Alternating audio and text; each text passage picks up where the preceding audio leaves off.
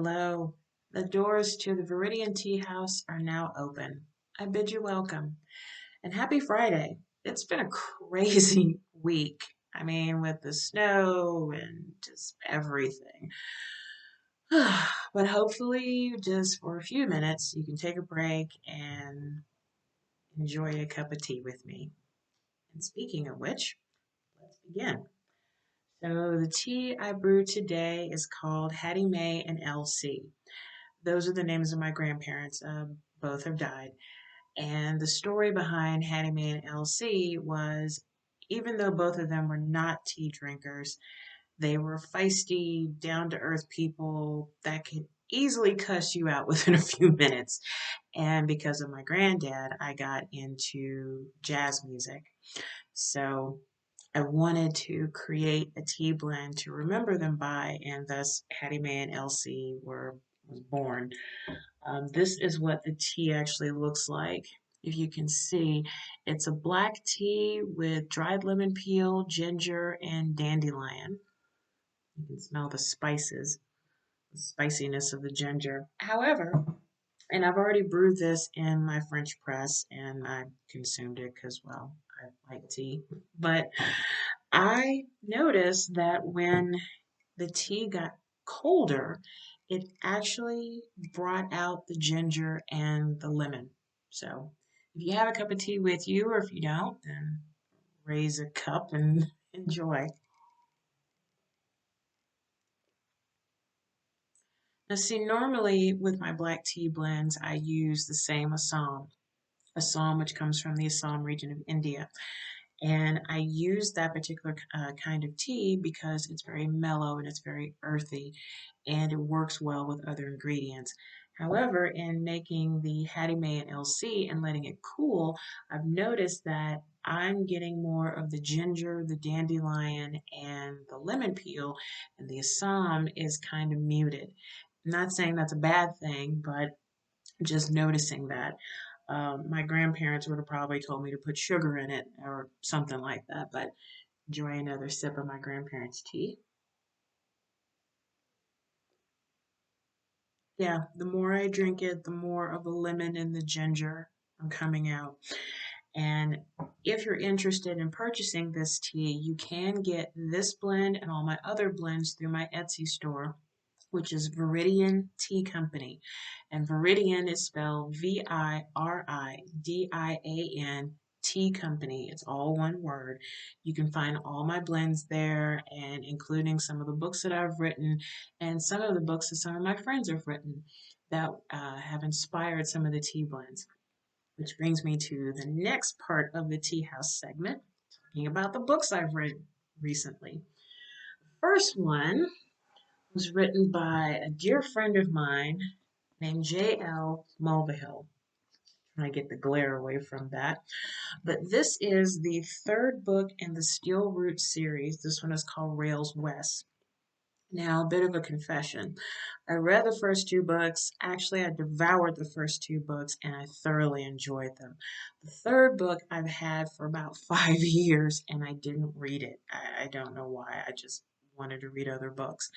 However, in bringing this book with me to Colorado, I thought, you know what? I really need to read this book because I want to know what's going on with the story. One thing about Jen's writing is that you can take a break of several years or months or weeks or whatever. And then when you pick up the next book in the series, you don't question or ask, well, wait, who is this person again? And why do I need to remember that? Her style of writing is so engaging. And plus, you just remember everything when you start the new book. So, I'm reading from the back. The System Regulatory Unit has determined that the responsible parties of last week's explosion in downtown St. Louis are none other than the notorious Abigail Steele and her band of pirates. She is wanted for questioning regarding numerous acts of rule breaking against the system. She is considered armed and dangerous and should not be approached but informed upon at once. Not only is her name misspelled, but the system has her description all wrong because Abigail Steele is not a criminal. She just wants to find her papa, and now she feels she is so close. But will the system catch her before she finds him? And what about the marks on the map the old hobo gave her? What was Papa doing in all those places? Why is the system so concerned about Bishop Steele and his daughter? Are the people of America seething with frustration? And is there an insurgency boiling beneath the surface? All the answers lie within Rails West. This series is published through Seven Star Press.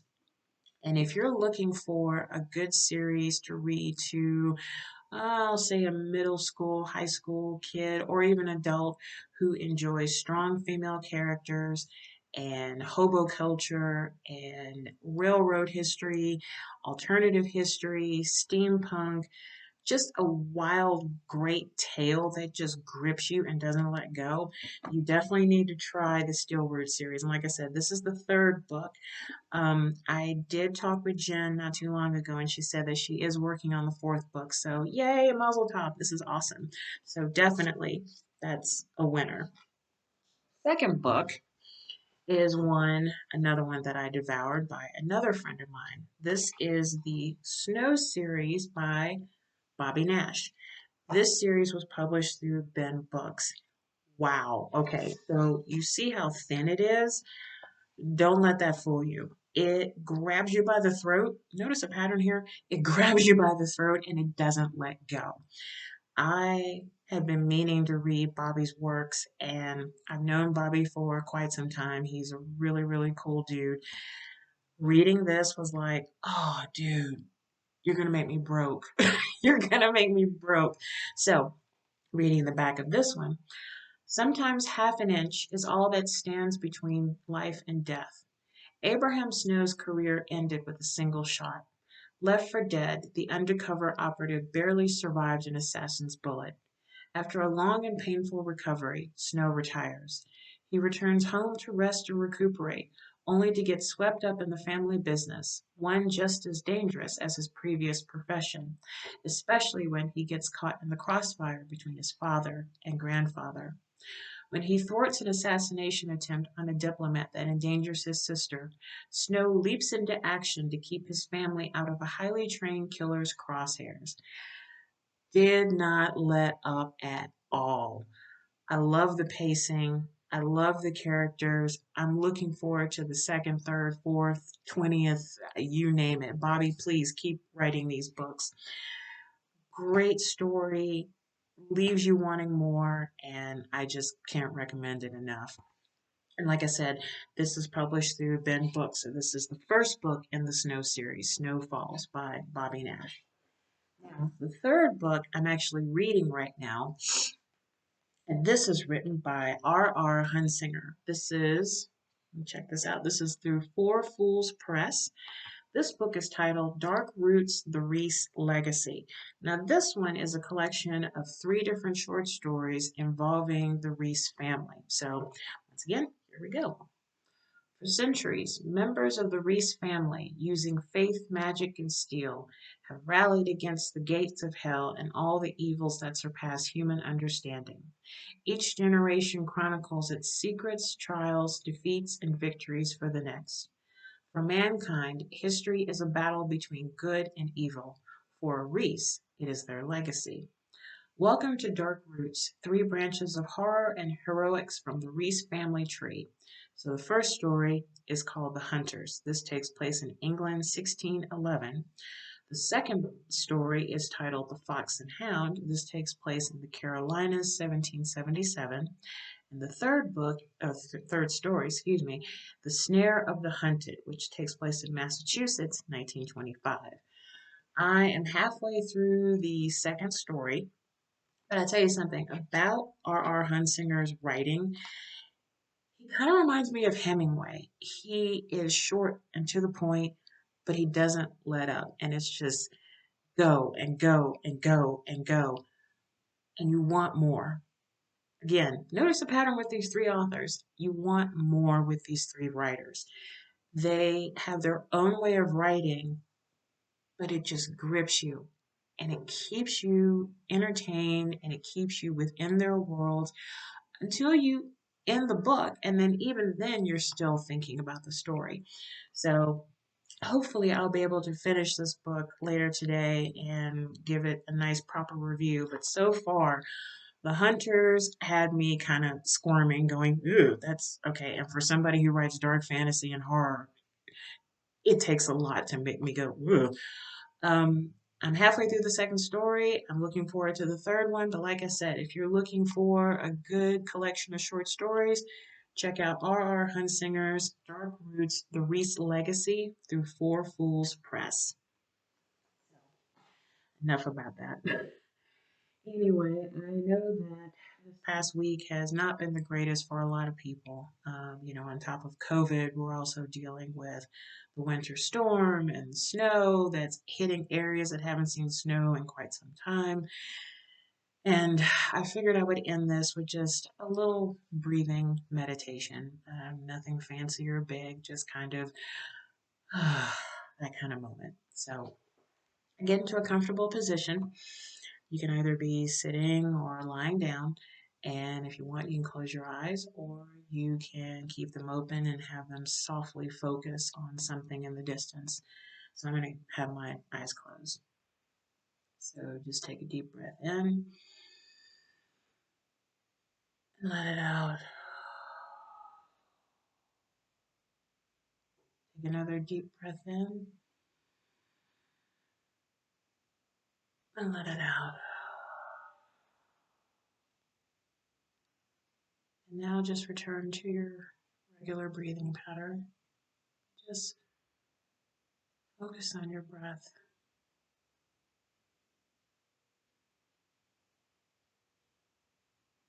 It's okay to have thoughts. That's the point of meditation. It's not to wipe out your thoughts, but it's just to acknowledge them and let them go by. And if you find yourself focused on a particular thought, just focus on your breathing and let that thought go.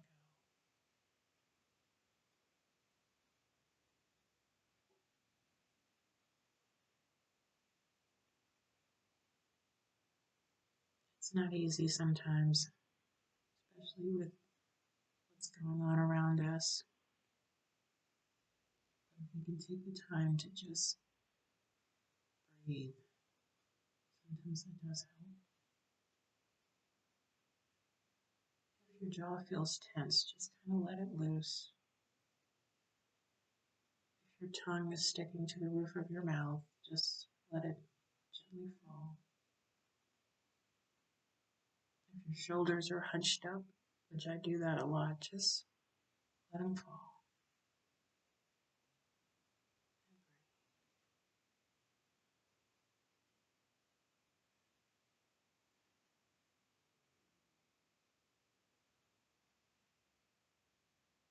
Whatever you're dealing with will still be there. Now just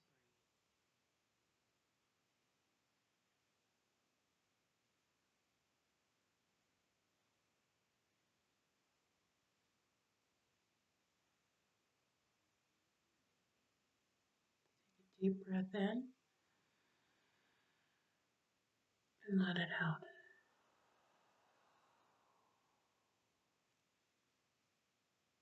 Another deep breath in and let it out. Slowly open your eyes or focus on something in the room. And smile if you can. Well, this ends the third video of the Viridian Tea House. Thank you so much for watching these pieces of whatever comes out of my brain. Hopefully next week I will be working on my first conversation, so stay tuned for details. I'm looking forward to spending time with this one particular person. She is the Kundalini Witch in Memphis. Um, the thing about the conversations is I tell the people who want to do this, we can talk about anything.